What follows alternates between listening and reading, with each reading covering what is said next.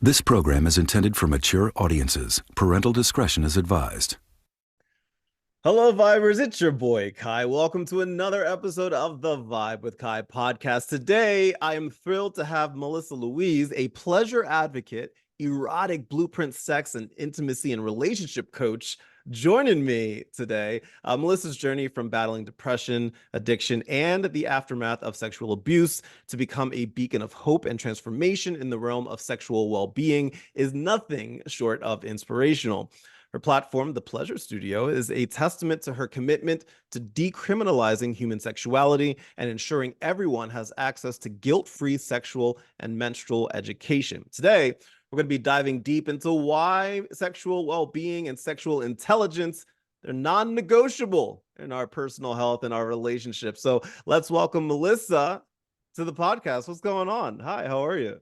Hello. Thank you so much for having me here. I'm really excited. Oh yeah, no, this is really cool. I'm so happy that we get to talk about this specific subject because it's not often that I feel like people sometimes shy away from it because, you know, sexual well-being, sexual education, it can seem like a taboo subject, you know, given the way that our society is. So I want to start with you here. Your story, your personal story, it's heart-wrenching, it's inspiring. How did you get to where you are today? What was that self-discovery process like for you?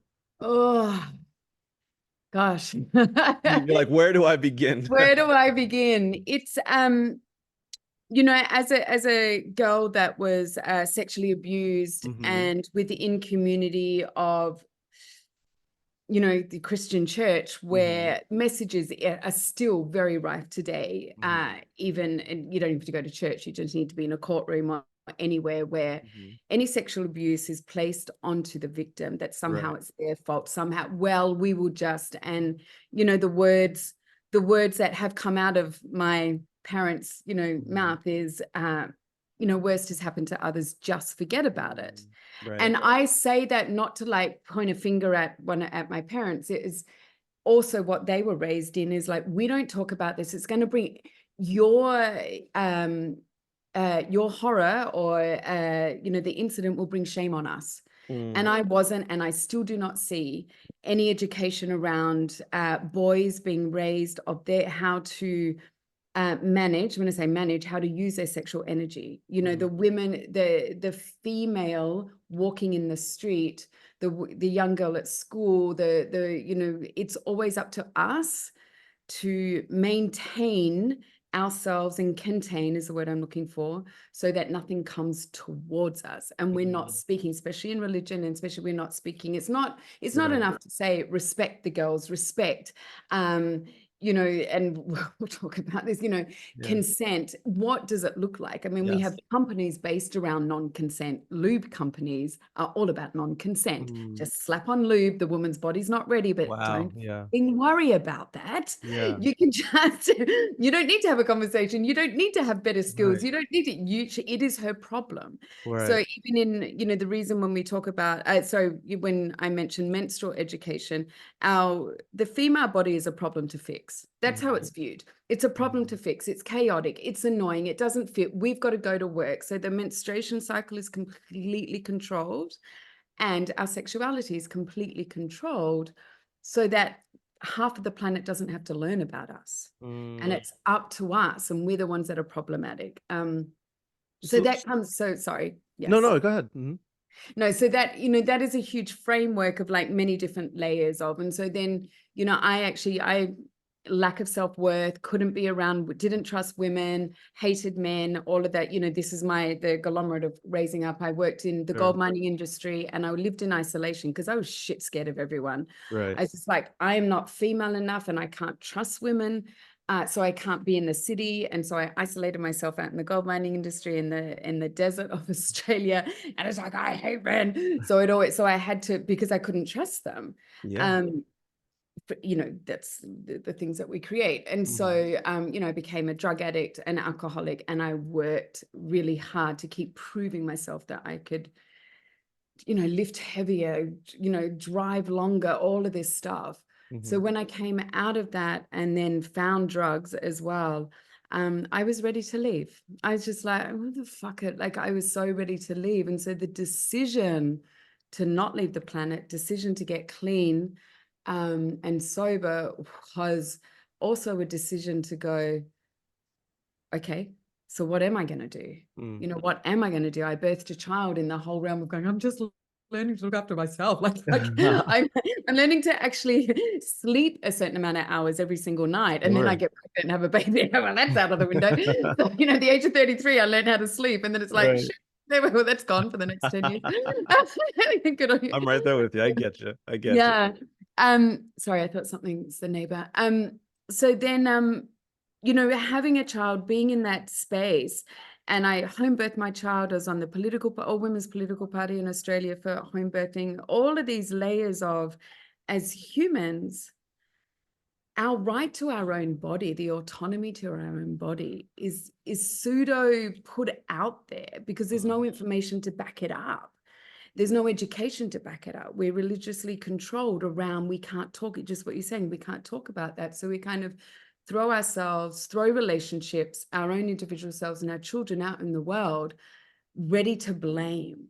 Right. When there's no, there's no grounded, truthful, incredible education. So that's how I got into it when my kid was 7, and there's a huge story crossing the Nicaraguan border where I just had this epiphany. And I remember I had red lipstick on, cowboy boots and a black dress, and I went, there is nothing left for me to do but actually do what I want to do, because what's the point? And that's how I got into this, going, I'm going to change the world. That's amazing. And you have, and like the work that you've done has helped so many people. And I'm very curious your thoughts on this.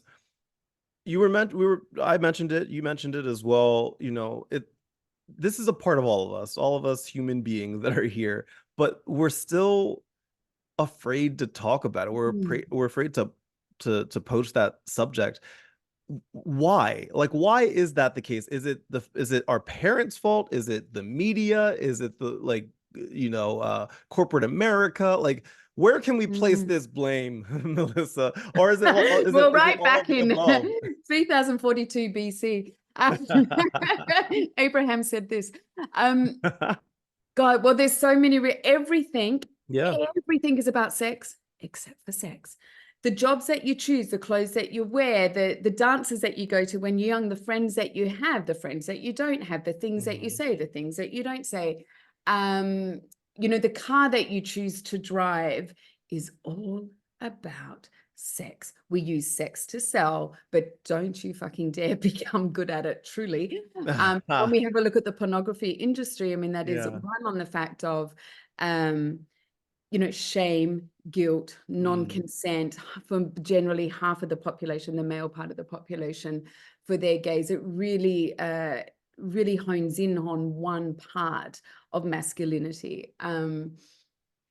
So whilst when we have a culture that we live in a trauma-based culture. We live in the way that we're deemed to work, the way that families are actually raised in isolation, one man, one woman in a house, if you're lucky, raising, 1, 2, 3, 4, 5 children, working, all of that. We're designed to be we are communal beings. Our nervous system, our relationship needs a community to raise it. Children need a community to raise them. So we have corporation. Once the Industrial Revolution really took part, go, oh, well, this is how the world's going to live. We're going to live industrialized. You cannot have people connecting really deeply all the time and dedicating more time to relationship and family, because they're not going to be running the machine for you. So yes, it all comes down to money, and religion is around. Religion has taken spirituality and has made it about money. Right. Every religion is about money. Like the basis of all religions is the same thing. Be fucking good to your neighbor, for fuck's sake. Yes. Like you're gonna need their help one day. Like, just be kind and just be great. And there's many different roads to get to any city. So it is all around money. And then we have a culture that passes that down generation to generation, that has come from religions. And all of that started about controlling the feminine. As soon as the patriarch took over the matriarch, as soon as we moved away from mother, the biggest matriarch, which is Mother Earth, into industrialization, we need to control the chaos of the feminine. So this is, you know, controlling storms, controlling this, like the way that we build homes to control so we don't have to deal with the outside world. Right. It's all of these layers. Like it's to me, it's very political. And every human being is suffering from it. Look at our divorce rates, it's up to 57. It's a technology. Marriage is a technology that's got nothing to do with human connection. It's about taxation and controlling our children to put them in a system of schooling while the parents keep on working. It's got nothing to do with the two people involved. Right. So now that we know where it kind of like stems from, right? We know where it stems from, and we know some of the root causes, if you know, of this. So the next step is something that you specialize in, which is sexual well-being, sexual education. What can people do to move past what we were just talking about, like the things that kind of stymie our education and our well-being? What do you suggest people do to further themselves on the path of sexual well-being and sexual education? Oh, it's a huge question. Yeah. What do I say? First of all, I want to offer that let's look at the definition of sex. Let's look at what sex is.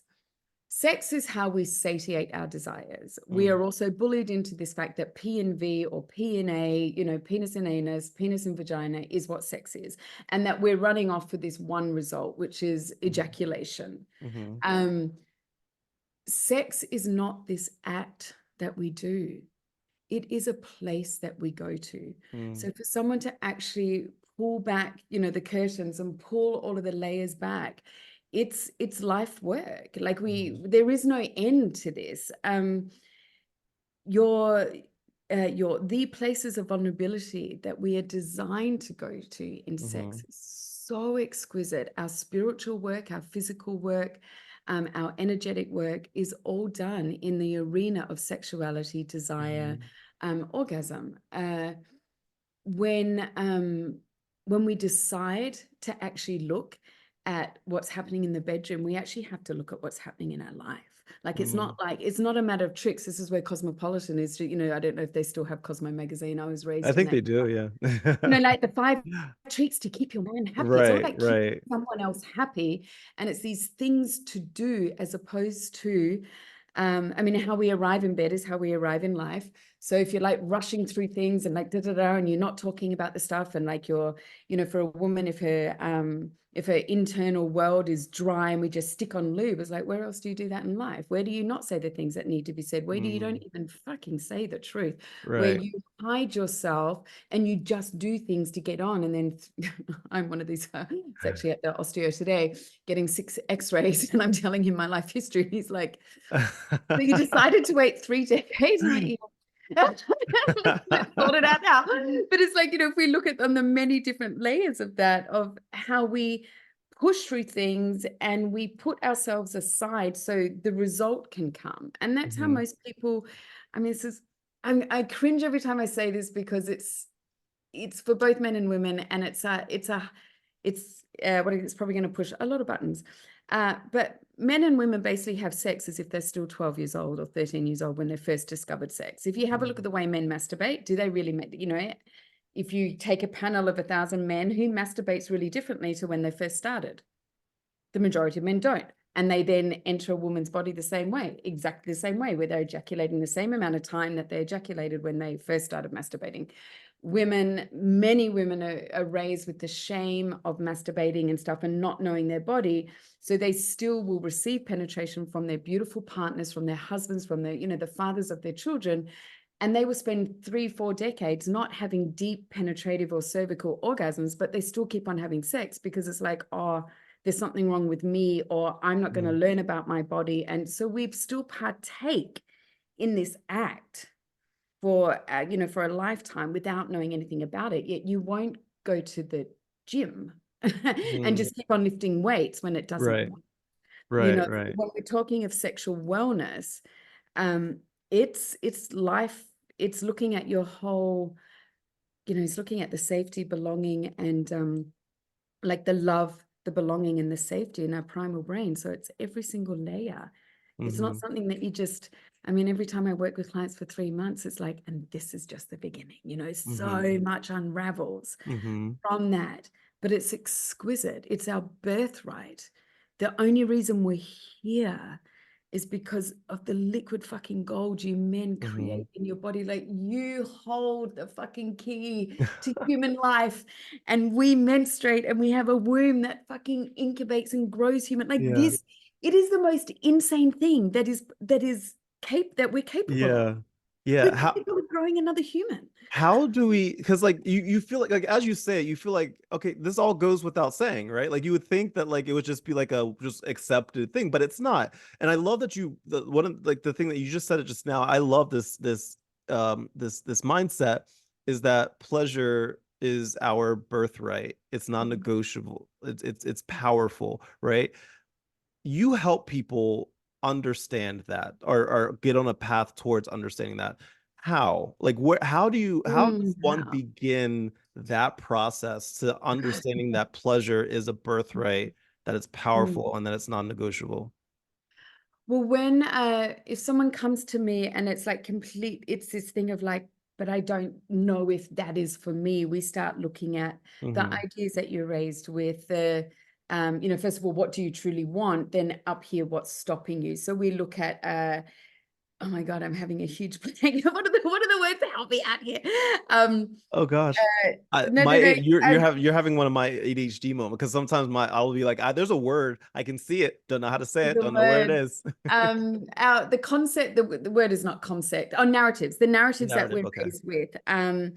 And for me, as an accelerated evolution coach, we really look at where all of that's held in the body. So when we go into the body of where there's a charge, where there's a shutdown, there's always a contraction or a heat or a numbness. And we look at that story, and that story will always tell layers and layers of narratives. And we look at, you know, what you were told and how you're still living that.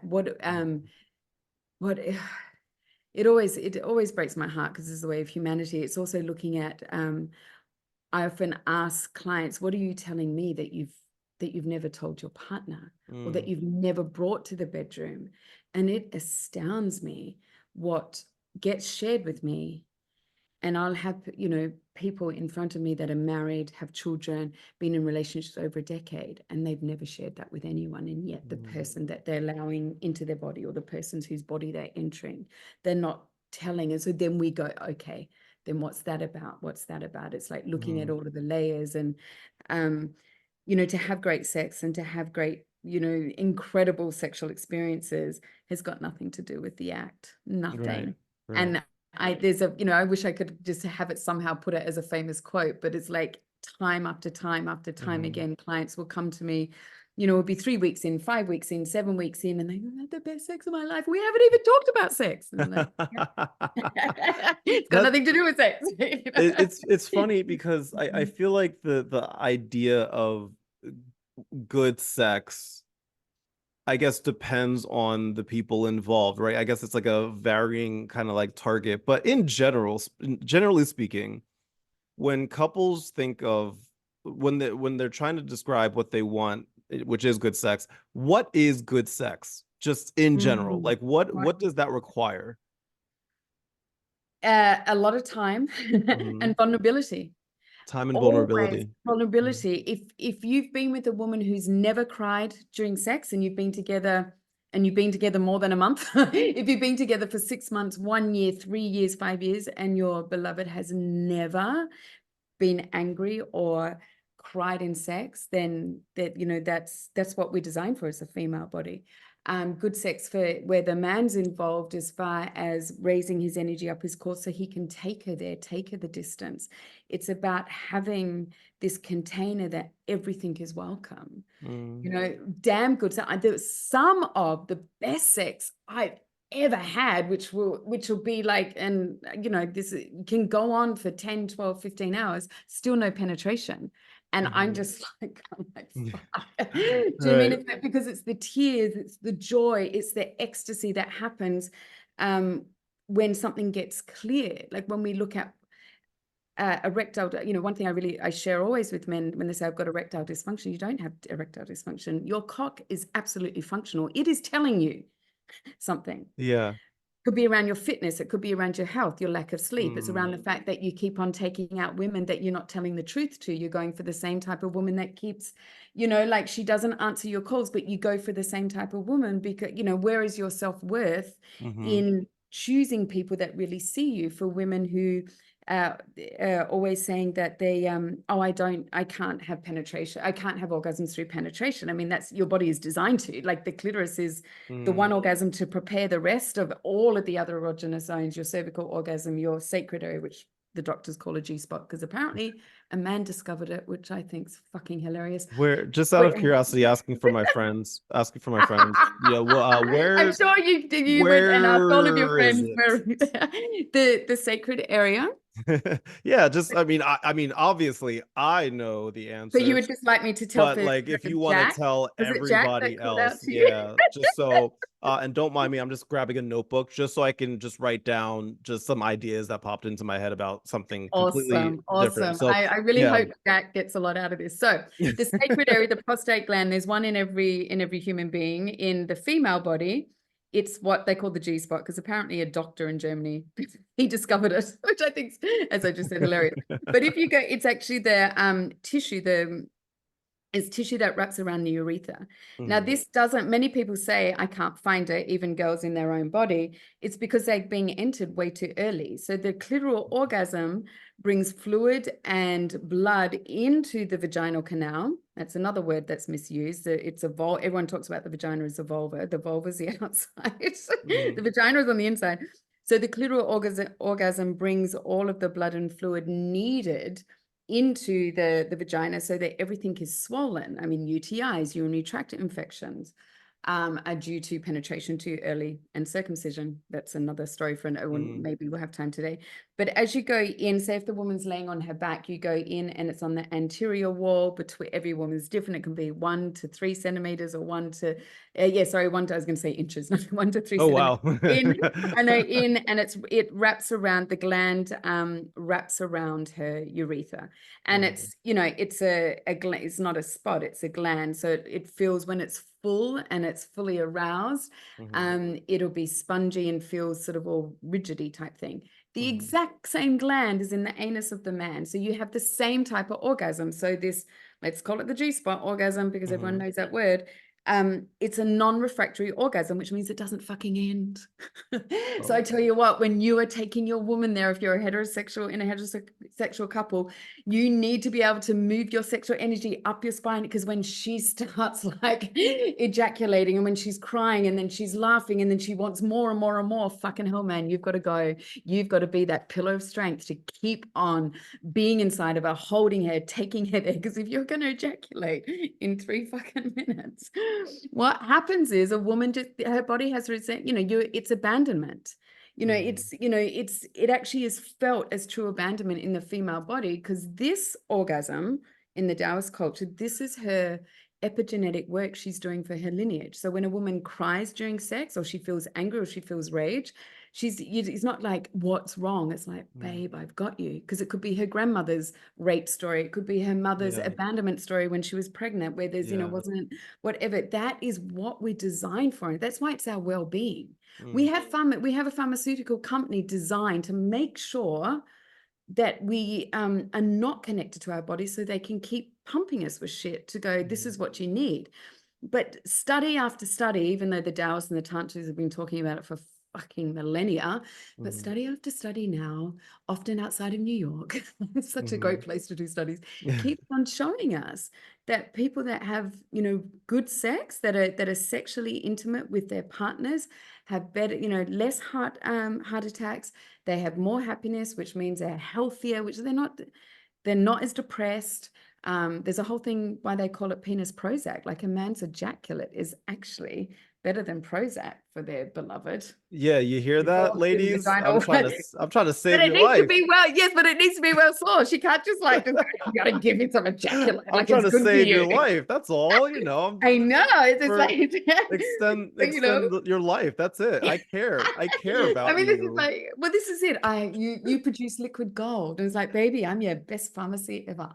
That is wow. I never thought of it that way. So okay, this next question is kind of a two-pronged question. And I'm going to start with the fellas first. We were talking about pleasure for a woman. We were talking briefly about that. What if there's a guy that's listening right now that's like, give me some advice, please. If you could give any piece of advice to a man out there when it comes to sex with his partner, what would you say? Just one? Or Yeah, seven? Or the well, seven that count. Slow the fuck down. slow I mean, down. Jesus, sorry. Just slow the fuck down. Yeah. And if you think, oh, I'm going to slow down a bit, 10 times, slow down, and slow down, and slow down, and slow down. A woman's body takes up, and science keeps trying to prove it less, a woman's body takes up to 45 minutes to be ready for penetration. And a part of that is a clitoral orgasm or really deep turn on so that a whole body is pulsing. A woman's pussy will pull the cock in.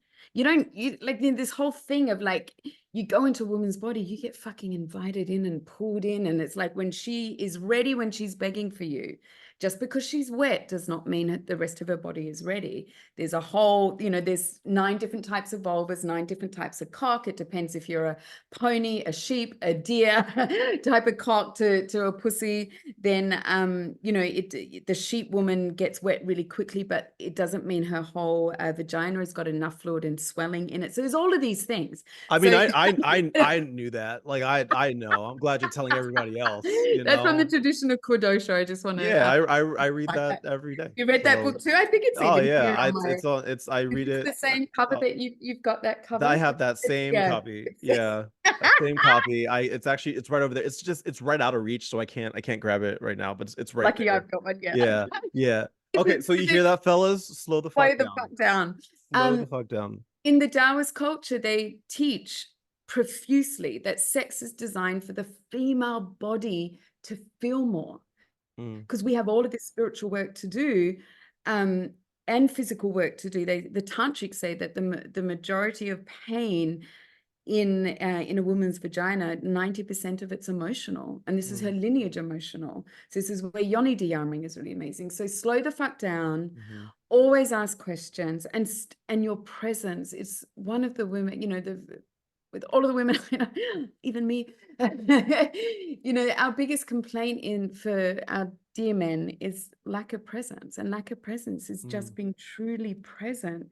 Like if we stop breathing, if you're with your woman and it's like, she's, always ask before you penetrate, always ask before you go inside of another person's body.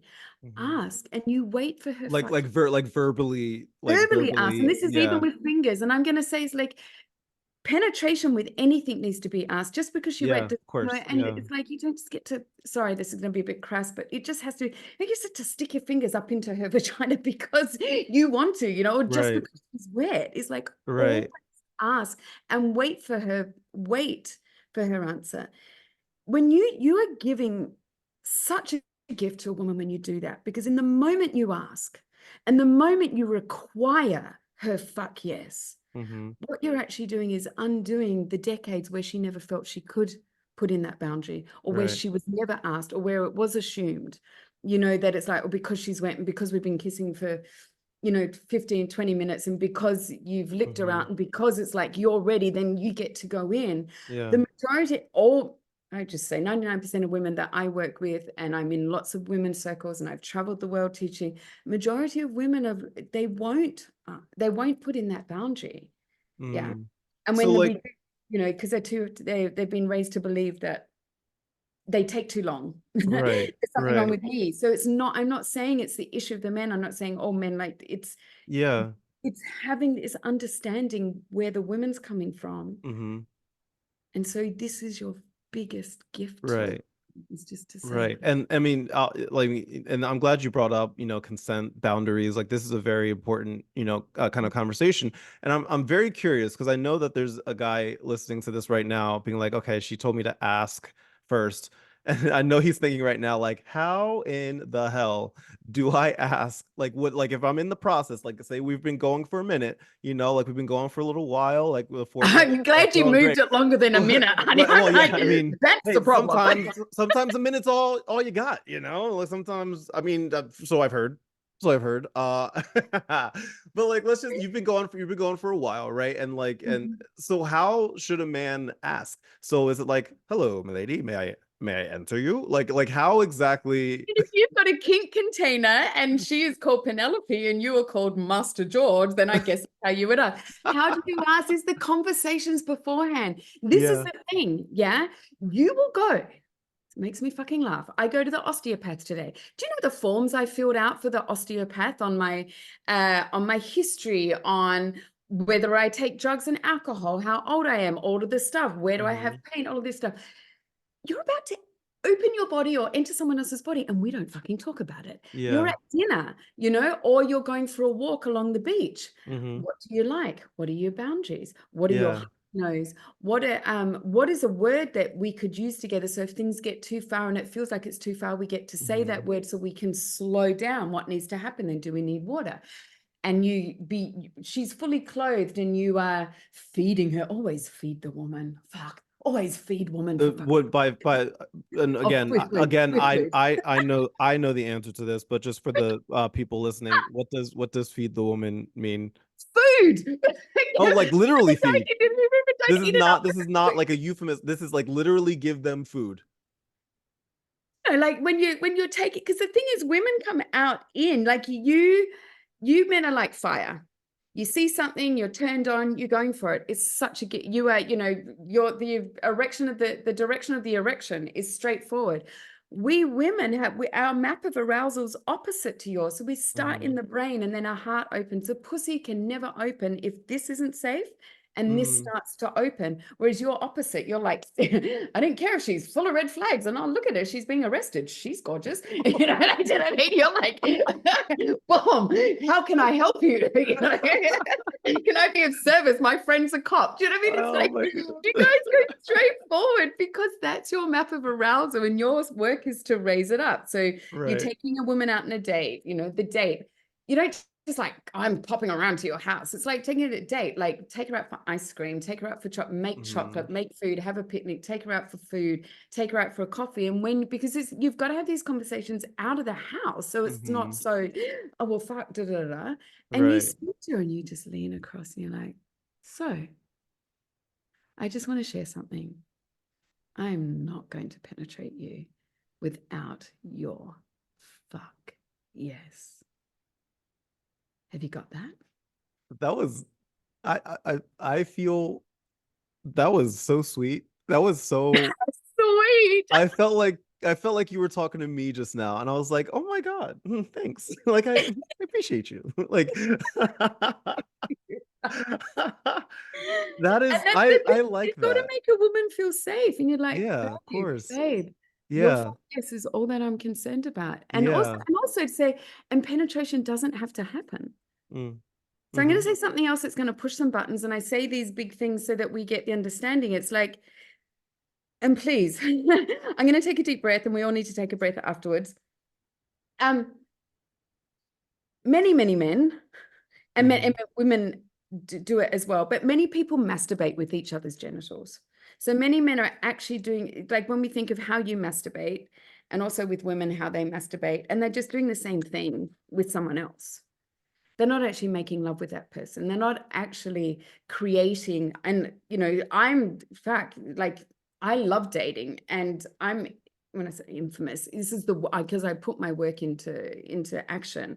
Is like, even if I have a love affair with someone just for one night, like where I live as a tourist town, you know, people pass through. There's full on containers. It's like, we're going to be having this communication. Like, I would like to know this, all of this stuff, you know, and, you know, share with me. And if someone says to me, I don't have any boundaries, I'm like, that scares the shit out of me. Oh no, you can do anything you want. It's like, it's like, okay, hold on. You can't do that. You can't do that. Hold on a second. And it's all of this vulnerability. And if we're willing to have the conversation fully clothed, it puts our nervous system into more safety. And a woman needs to feel safe if you're with a woman and the more she feels safe, the bigger her orgasms are going to be. And safety is not just about not being, not being violated or not being in danger. It's like her nervous system needs to feel safe. So it can, and that's when you get the, see this? Right. That's a pussy. I love it. That is the greatest pussy I've ever seen. That was fantastic. That's what she's designed to do. It was waving. It was just waving at me just now. It was like, "What's up, Kai? What's up? How are you? Long time no see." Okay, tell me all about yourself. I miss you, buddy. It's been a while.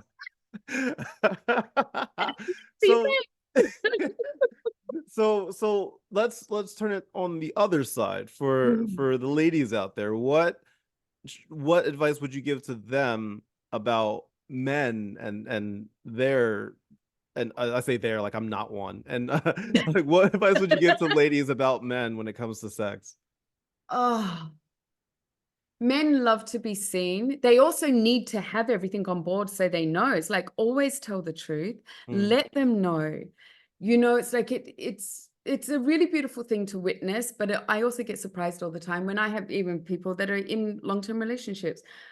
When the woman goes and shares with her man exactly what she wants and desires and exactly what she sees in her man, she's so surprised that he's like, yeah, sure, because we live in these assumptions. So my thing is, get to know your body and share it with him. Like, also, you need to get to know your body because everybody's different. Every pussy is different every single day because of our menstrual cycle. Be really truthful. Get your own pleasure on board in your own time. Like, our pleasure is our own responsibility. Even when we're with someone else, our pleasure is our responsibility. Having beautiful boundaries, asking what they need, asking a man, like your lover, how can I support you to last longer? How can I support you to go the distance or whatever, like coming up with these words. And also too, like I've just had this image, I just had the most gorgeous image of a beautiful soft cock. Let a man know that, also too, it's like, let's just take it, moment by moment. Soft cock is one of the most beautiful, exquisite things. You hear that, ladies? Hang on, soft cock. Oh gosh. One of the most exquisite things. I mean, number one, you can fit it all into your mouth. It's gorgeous. I'm not affected by this at all, Melissa. Not sorry. I mean, number one, first of all, you can fit the whole of the cock in your mouth. Do you know what it's like when you can only fit half a cock in, but when it's soft, you got everything in? I do not. I personally do not know what that is like. Honey, put it on your bucket list. To give a blowjob? No, to receive. Oh, I've received one. Oh wait, received a soft cock blowjob? I've never given one. Oh, okay. You're just okay. Now you're clarifying. I thought you were saying no one's given that gift to you. No. That's all fun and games. But what I want to share is, like, if a man is able to be in the presence of his lover with soft cock and she is fully there with him and fully, like, that is so fucking vulnerable for men. And women like to be able to hold that space non-negotiably and just really let him know that, this is it. Like, what does he need? Ask him what he needs. Sometimes it's just fucking water. And there's a getting back to, it's like, well, what nervousness is in the space? Or is there exhaustion? Or is there, it's like, what are you up for? There's, men, gosh, also how their brain works is completely different to ours. To me, it's always communication, and you've got to know your own body. So women, you've got to know your own body so you can share with him. Don't make him guess. And that's another thing too. Many men have to come into this situation and find a solution. I mean, you guys are incredible at finding solutions. So often men are like, they're just going forth because the last person liked it, or, that's, So be really truthful. Don't ever allow a man to guess. Like you're saying, communicate the things that you enjoy. Because that's part of the boundary and consent process too, to communicate the things that bring you joy when it comes to sex, the things that make you feel good, and things like that. I love that. So, like, okay, now that I know how to have sex, finally learned. So with that said, I want to talk a little bit about body positivity, right? Because you were talking about how for a lot of us it's a vulnerable, situation, no matter who you are, male, female, whatever it may be. I put up a post, this was maybe a couple weeks ago, talking about like just my body. I'm like, I don't like the way my body looks right now. When I look at myself naked in the mirror, I don't like the way that it looks right now, right? And I'm doing something about it, right? Like from a, fitness perspective and eating better perspective, like all that kind of stuff. But I know that there are a lot of us out there that like it's not easy to look at your body and say, I am sexy. I look good. I deserve to have the greatest sex ever. Like all of these things that like pleasure is our birthright, but we feel like who's gonna have sex with me? Why would anybody do that? And I think because that has partly to do with what we see on TV and social media, what happens in pornography as well, like kind of like these like um these ideas of what sex should be, or what a woman's body should be, what a man's body should be. How does one approach body positivity when it comes to sex? That's such a great question, isn't it? I mean, this is work. I mean, I could say we should all go to Cuba because that's where I got, there's a lot of all of my body. I can say all of it. That was a huge thing for me. I went to Cuba before they opened up the gates, before they opened it up. So there was, had no internet to say, there was no mega, all of that stuff. And so there's always someone for someone, there's always that. So understanding, we can say, we can have all these, understand that there is always someone for someone. It is coming to doing where we're self-pleasuring ourselves. And as we're filling our body with more dopamine, more oxytocin, and feeling pleasure in ourselves, body love, like body love is one of my biggest sort of topics that we do in my circles and with clients, is standing in front of the mirror with the Ho'oponopono prayer. I mean, that's the work that I've done. So it's that Hawaiian prayer, I love you, sorry, please forgive me. And finding, the thing is, I often find that, when we've got something that isn't working for us, we need to go to places where it does work. The reality, and I know, as I mentioned before, like when my Instagram account got taken down, it's so incredible what's not in my head anymore, because I'm not scrolling. And it is self-responsibility or self-autonomy and sovereignty of turning away from where the shit doesn't work and being in the place where it does work. There is always, this belief that we have to be a certain body size to receive love. I mean, that's what we're fed, so that we purchase products. It's $1 million business. Self-pleasuring, pleasuring yourself, having all of your own pleasure, being fully, what do we call it? When you're fully in your own pleasure, what makes you feel good. There's always, I know when I first was coming through this, there's always a part of our body that we love. Like when I used to be really uncomfortable in my body, but I loved my shoulders. My shoulders have always been really great. So I always used to wear these things where I had one shoulder off, right. And every time I'd go past the mirror or when I'd go out, it's like, I feel great because this is one part. Even if you're coming more from a singles point of view, are you? Because one of my cards actually was inspired by one of my clients. It was a male client who went and did this for his lover. And I would even say, like, we need more community. Even get your friends and say, can you just tell me what you see in me? Like, get more affirmations. Because as we know too, like when we're holding on, a lot of weight is inflammation, which is from cortisol. So it's actually all of this stuff of like what you eat, what you don't eat, when you exercise, when you don't exercise. That is one part of the picture. The other part is this cortisol that, it's not getting enough sleep. So, and the inflammation of holding on. When we have more community around us and more of our dearest people that we trust, asking them, what the fuck do you love about my body? What do you love? What do you see? And keep on getting that. And I know that may feel a little bit cheesy, but it's so important. Right. Yeah, because we're also wanting someone else's love. So to have someone else's opinion that we trust is so incredible for our nervous system. Right. Getting back to this body love, if you are in partnership, and this is for, you know, for those that love men as well, is standing them in front of the mirror and going past. So this thing that my client did for his beloved, you know, he laid out a nightgown on the bed. He left her a message and said, I need you to go and have a shower, and there's a nightgown on the bed. Please go and do that and be ready at this time. And at that time, he walked into the bedroom and he led her over. Like, I could cry. This stuff is so beautiful. Led her to a full-length mirror, and he slowly, you know, they've got 3 children. They're in their 60s now. He slowly undressed her, and bit by bit, he just adored and honored that part of her body, and what he saw in it, because what he sees is not what she sees. We all know that. I always put up, you know, even just recently, a photo came back, like, and I said to my friend, she goes, "Are you fucking serious?" That's it. She goes, "None of us see that, and that's the only thing you see, because it's in my head."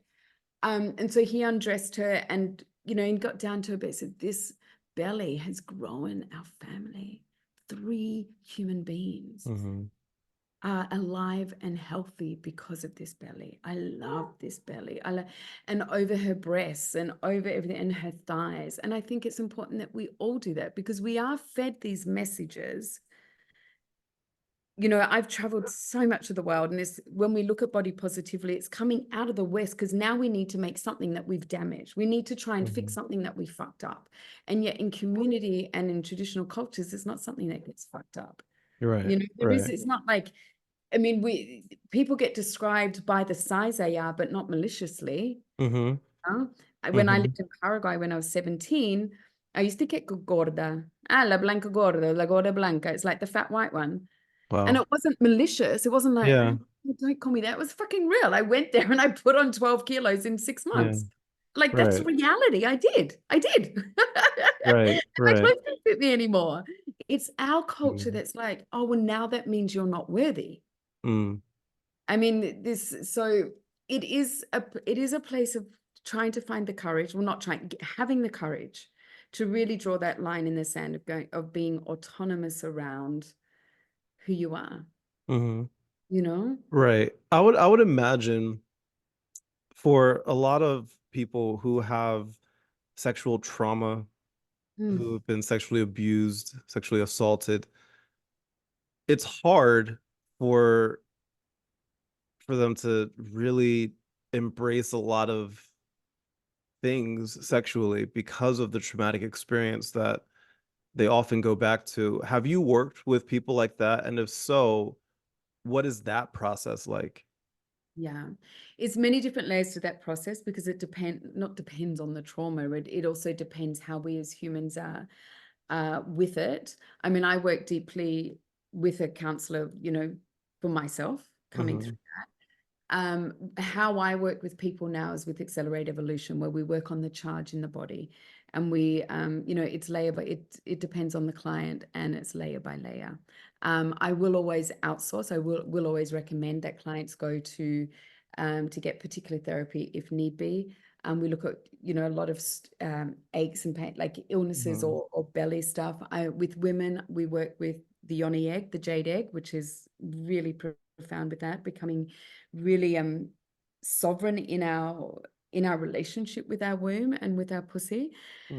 One thing that is, when I say always, you know, when we're looking at trauma where it's held in the body through sexual abuse, we do need to work at one stage with the vagina, and we do need to work with the womb. So there's many, when I say many, there are very deep practices that we can use, modalities that we can use. So there's like really deep Mayan womb massage that releases a lot of trauma out of the womb. And then we look at sacred pussy massage, so yoni de-armoring. As when the tantrics talk about that the pain and the contraction in our vaginas, it's emotional. So we need to work up to the spaces that's appropriate, and that's available, and that sometimes can take months, that sometimes can take years until we're available. But if not, when when we are not going, you know, to the source where the trauma is was activated, then there's a consistent, then we're consistent, not skirting around it, but it's like we're doing all of the edges and not getting to the core. Right. But that is layer by layer. You know, I even feel like, you know, to say that in the same line of like sexual trauma, it is where we get to, it takes as long as it takes. And of course it's choice, but yeah, it's really Yeah. deep. It's Yeah. really deep work. Because I know in your story, you've gone through so much as well, you know, from the abuse, from the addictions and all of that. How hard was it for you to get through all of that? Oh, such a great question. It's just gone, um, well, yeah, see, it took me, because I'm now doing the work now because of my healing journey. Yeah. It did take it. I became a drug addict because of staying away with it. But once I started the work, it's still many different layers, you know, like I would have to say that the deepest hurdle, or the hurdle that pushed me over, was when I got a Yoni D arm ring. It was 4.5 hours long. I screamed in pain throughout the whole thing. Not as in, you know, but when I got out, I looked 10 years younger, and it was pain that was released. Yeah.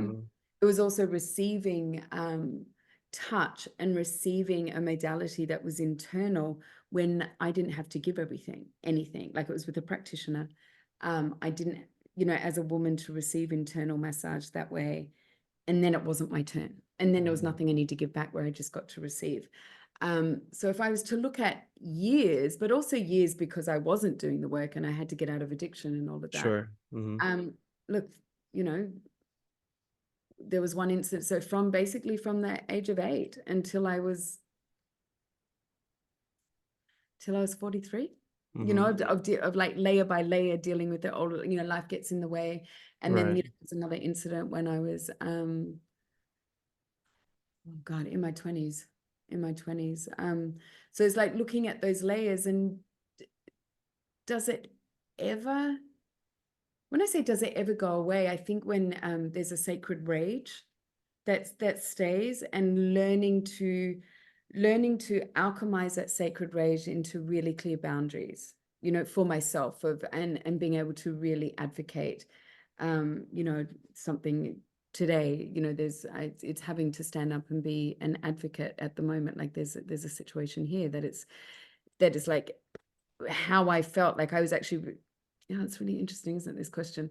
Because when I received the phone call this morning and she was describing what has happened and then the things that are happening, you know, having to go to the police and all of this stuff, I really noticed in my body how different I was to if this had happened a year ago or 2 years ago or 10 years ago, where it's like, yep, I'm right here. And the only thing is for support, and I will do character reference, all of this thing, as opposed to fear and the head pumping and the sweat, you know, and then the being stuck in my throat that I can't talk. And, you know, that's not present today.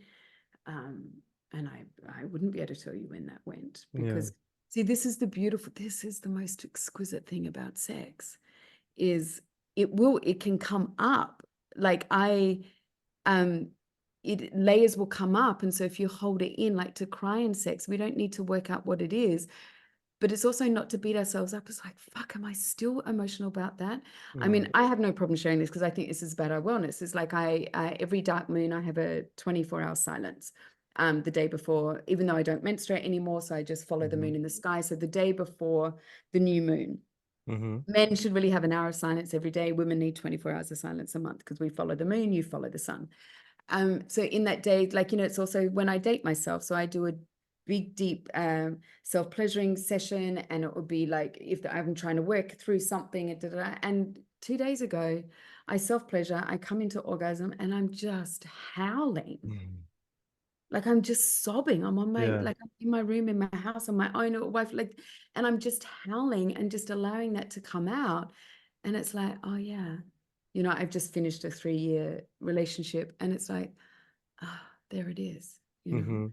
Right. And And I'm also fully aware that if I come into a lovership or bring on a lover in the next couple of months, I'm gonna, more layers of grief will come up. Not grief of like, I wish. It's like, this is our human experience. And I know layers of sexual abuse, like stuff comes up, you know, sometimes like where it'll get released from the body. So it's like, it's all stuff to move through the body. That's why our orgasm and our sexuality is of service to us. So this is the other thing around sexual trauma too, is like being able to open up into what's moving through the body, to have really clear boundaries of what we need. I need to just be held right now.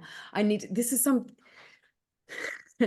if you feel angry in sex, and this is people that have gone through sexual abuse and it comes up whilst they're with someone else and whatever, and you need to fucking get out of bed and scream into a pillow, that's what you do. And this is what the communication is beforehand, especially if you're having coffee and someone can say, do you know what can often happen is when I'm making love or when I'm being fucked or when I'm fucking someone, like anger comes up. And so if that happens, I'm going to get off you or pull you out, or I'm going to say the word. And I'm going to need to scream into pillow or bash into a pillow, because if you stop yourself doing that, that's what stays in the body. Therefore, you can have, that it just stays in, like it's in the myofascia, like the fifth layer under our skin is like the myofascia, fifth or third. And that's where it's held. So the emotion, so trauma stays in our body because it's held, but it's not held that it will never go out. We need to move it out. So it's actually really, and it's really normal for men to get angry in sex. Yeah. And so often, what porn shows is where they get to take that anger out on someone else, as opposed to being autonomous about that anger, sovereign about it, move and say, even just holding still and just go and just being able to like growl or roar, like ask your woman's like, babe, just stay still right there and just fucking growl, or just move and scream into a pillow and just say, I just need to be held right now. Yeah. I love that. Yeah. I love, thank you so much for sharing like that story, for you personally, because I know that hearing that will definitely help a lot of people with their sexual journey, sexual intelligence, sexual well-being. And like you were dropping some knowledge bombs today. Like it is so incredible. And like I have so many. You're gonna have to come back eventually one day, because I have so many. I do have a question for you that I'm curious about. There's a thing called pussology and cockology. Oh, yes. What is this? What is this, Melissa? Physiology and cockology. Well, first of all, what is it? It's so many things. Basically, I was too chicken shit to write a book, even though everyone keeps asking me to write a book for 10 years. When's your book coming out? And I have my own lack of self-worth stuff. So it's chicken shit. So I started to write cockology. And then it wasn't enough for me. It was like, I'm just giving people no. So then it became my body of work. And so then when I was sending out to clients and sending out to my email lists and friends to read, to get things, they're like, where is the woman's one? Where is the one for women? Where is the one for women? Sorry, my dog's you're fine. moving around, pulling on the cord. And so then I wrote Pussiology. And so this is my body of work in 2 lots of oracle cards called Oracle of O. They are very spiritual if you're into sex. How can I combine sex and spirituality? Sexiality. Anyway. Sexiality. I like that. First of all, just you're going to be privy, because it first started with trademark that one. I know. So I have I had a soft launch. So I've got the decks here, and I've got I don't have the book. I've got all. You had a soft launch, and remember, ladies, soft is good. Soft is so soft yummy. is good. So reiterate that one. So I have conservative decks, but I have a special edition decks for those that love men, which is 52 glorious cocks that have been painted. These are I know who that is. I know who that is. I know some of these. I had 52 volunteers out of my email list. Those are penises. Oh, honey, it's a deck of dicks. It is a literal deck of dicks. So then on the other side, so that is like if you're game enough, this is the conservative pack. So like for your auntie and uncle. So this is cockology. They're both the same, just different images. So then just like with other oracle cards, it's like Card number 46, prolactin. Card number 37, soft cock. Obviously, we've got to do that one. Card number 8, his heart. I also, and so then this is pussyology. So this is at the moment, they're heterosexual pack. So this is for men that adore women. This is for women that adore men. Okay. And I would love to do one out of cockology, if that's okay, because I feel a lot of this conversation has been like what the woman needs, what the man to do. But this is 52 ways to love, adore, and respect your man. And every female friend of mine, every woman that's read it, have just burst into tears. And I've had, where can I find a woman to love me like that? So what I'm going to do is you tell me to stop, and I'm going to pull a card out. And stop.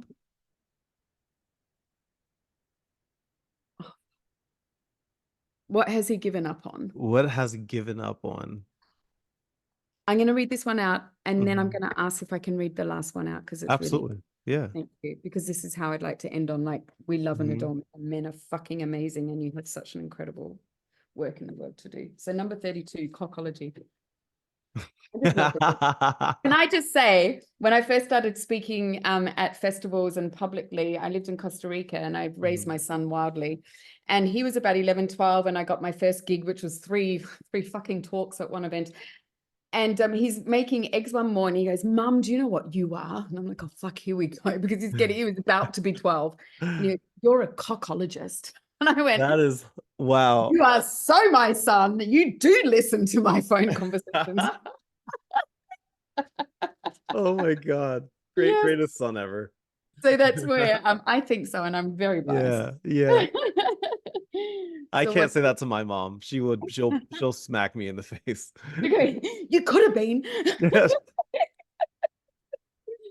My mom's gonna listen to this and be like, okay, we have to have a chat. Hang on. So this is the stuff that I had to swap paragraphs. So let me oh shit, this has got all of my notes on it, so I might bumble through this. You're fine. A powerful way you can ask your man this question is by simply asking him over and over again the same question. Here we go. Sorry. From an early age, we're ingrained with the belief that relationships involve a constant series of compromises. However, for a considerable number of us, the practice of compromise, I crossed that out and went somewhere else. We can become so fixated on what we're sacrificing that we overlook the subtle erosion of our partner's profound happiness. Frequently, both individuals find themselves operating under the assumption that they must go without, rather than exploring the creative solutions to accommodate each other's needs. This is an invitation to deeply sit with what has not been spoken. Radical honesty is powerful and necessary for growth and deeper connection. Initiating a conversation on what your man has given up on may not be an easy thing to do, but I assure you it has the potential to be profoundly transformative. Ensure that you are in a receptive space to genuinely listen and accept whatever arises. A powerful way you can ask your man this question is by simply asking him over and over again the same question in the same way. Tell me something you have given up on in our relationship. Each time he answers, you simply say thank you. Then ask him the question again. Sorry, these are all my notes from the soft launch. No, you're good. After he has finished answering, together make a commitment to make space for the things that are possible to bring back on his list. And yes, the conversation is reciprocal. Sharing what you have given up on is equally powerful, and together you create the relationship that supports and enlivens both of you. Live in possibilities. Holy cow. That's wow. Oh. Wow.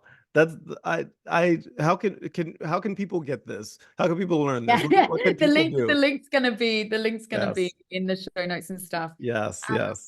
And if you said holy cow to that, I just want to put a caveat. I may cry when I say I couldn't read this one out of the launch. A girlfriend had to get up and take it and stand in front of everyone and read it for me because I was so emotional. Yeah. And because you talked about your mother's son and my son. This was written when my son's immigrated to Belgium at the ripe age of 16. He went for 3 months and I'm going to immigrate. I went, good on you. And I went and visited him in November, and I'm still his mother and he's still a teenager. And so no matter how much we loved and adored each other, we were still in our whole thing, which, all mothers go through. So this was written when I got home and I just wrote this card, but this is for all men. So this is for all of us women, to your man, to your father, to your brother, to your husband, to your lover, to your best friend, to your sons. Say these words to him. This is card number 52. I wish I could bring up the penis for it. Me too. I'll find it. In our present cultural climate, there's an increasingly noticeable trend of man-hating, a trend marked by pervasive negative sentiments and stereotypes about men. This attitude, manifesting across social media, mainstream narratives, and everyday conversations, reflects a broader societal issue where disdain or contempt for men is impacting interpersonal relationships and men individually. This card is an invitation to redirect that energy in a more positive direction by using these 5 words. You are a good man, in brackets, John Myland. That's who I first heard it from. This simple yet profound affirmation is seldom heard by men. They certainly understand that such recognition must be earned, which is what makes its receipt so impactful and what makes him a good man. Often we can be so busy concentrating on the shortcomings of our partner, son, father, brother, or colleague that we miss the moments and places where they are good men. There's a natural human tendency to dwell on the negative. Our focus shapes our reality. So shifting the focus from the negative to the positive will in turn get you more of what you want. Similar to women, men have their own set of flaws. And let me say that again. Similar to women, men have their own set of flaws and imperfections. It's a fundamental aspect of being human. However, acknowledging and embracing these positive qualities is essential. Men need praise and affirmation just as women do. They are walking this journey of life alongside us with our own unique challenges. Take a moment to honor your man for his efforts, his heart, how he shows up, and the positive impact he has on how you feel in the relationship. This card encourages you to actively praise him. Believe me, you truly cannot praise a man enough. Say the words, you are a good man, regularly, and observe the positive effect it will have on your relationship. It's not a form of manipulation. Rather, it's more about recognizing and reinforcing the positive aspects of who he is, fostering a deeper bond between you two, because at the core of women lies an innate desire to praise, yearning to perceive and celebrate the beauty and goodness of life. Tell him often, he is a good man. That's beautiful. That is gorgeous. Like that is, man, those are just beautiful words. Like I don't know how to end better than that. Yeah. Because like that was just, it's so great. I'm going to make sure that the link to all of this stuff and to Melissa's contact information, all of that will be in the show notes here. Reach out if you thought she was dropping some knowledge bombs. Now wait till you tell her about your sex life. I know. Wait till you tell her about your sex life and she's gonna be like, ooh, okay. I give the best home. I've changed the word from homework to home play. I give the best home play, and everyone says, "Oh, fuck, I love your homework." I'm like, I know, it's good, isn't it? I listen. I'm not in a relationship, nor am I having sex, because that requires another person sometimes. But when I do, exactly, sometimes. But what about you? What about loving yourself? That's true. The barometer of your life. I feel I'm in a good spot right now. Like I'm like, I feel good sexually. Like I feel all right. Like I don't have sex. I'm not in a relationship. I would if I was, or if the opportunity presented itself. But like I'm like in a good spot. I feel good. I feel satisfied at the moment, which is nice. Which is nice. Yes. So, Melissa, thank you so much for your wisdom, your sharing your journey, your knowledge, your dedication to just transforming the discourse around sexual well-being and pleasure. To everybody listening, remember, your pleasure, it's not just a part of you, it is your birthright. Fuck yeah. It's a crucial aspect of your mental health. Yes. All of that, your happiness. Yes. Yes. So I hope that this episode today inspired you to explore, communicate, and embrace your sexual self with kindness and curiosity. For more Melissa's work and how you can support the journey towards embracing your pleasure fully, I've included Melissa's information down in the description of this of this episode. Friends, let's continue to break down those barriers. Let's challenge those stigmas and create a world where sexual well-being is recognized as essential to our overall health and happiness. Remember, you are not just a listener here, you are a part of the community, a movement toward understanding, empowerment, and positive change. So keep vibing. Take care of your beautiful selves. Thank you again for watching and listening. Melissa, thank you so much for being here. I appreciate you. So my pleasure. You're So amazing. my You're pleasure. amazing. Thank you so much for being here. As always, my friends, much love, good vibes, and I will talk to you later. Bye.